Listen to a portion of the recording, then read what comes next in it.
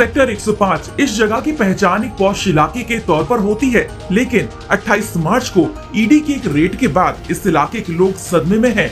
दरअसल सेक्टर 105 के एक बंगले पर ईडी ने अचानक रात के समय रेड कर दी। खुलासे के बाद पता चला कि इस बंगले में पॉर्न वीडियो बनाने के लिए स्टूडियो बनाया गया था और यहाँ से करोड़ों रुपए के लेन देन चल रहे थे, और वो भी विदेशी करेंसी में।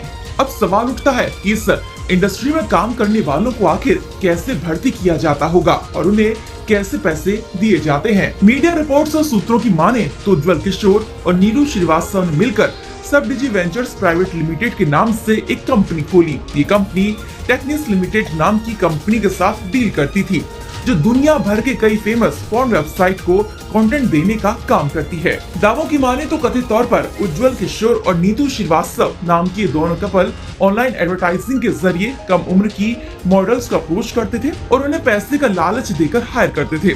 दावा तो यहाँ तक किया जा रहा है कि इस बिजनेस को 3 तरीकों से चलाया जाता था: porn video, live video call और सेक्सटिंग यानी सेक्स चैट के जरिए।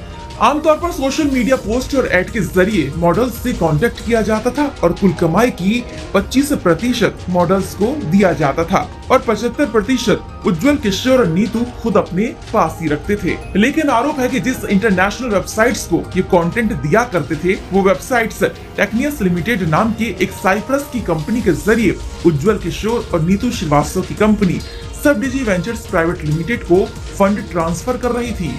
अब दावा तो यहाँ तक किया जा रहा है कि जब ईडी को इस सस्पिशियस लेन देन के बारे में पता चला तो उन्होंने अकाउंट मॉनिटरिंग शुरू की। मॉनिटरिंग के दौरान पता चला कि सब डिजी वेंचर्स प्राइवेट लिमिटेड विदेशी कंपनियों से पैसा लेने के लिए गलत पर्पस कोड का इस्तेमाल करती थी।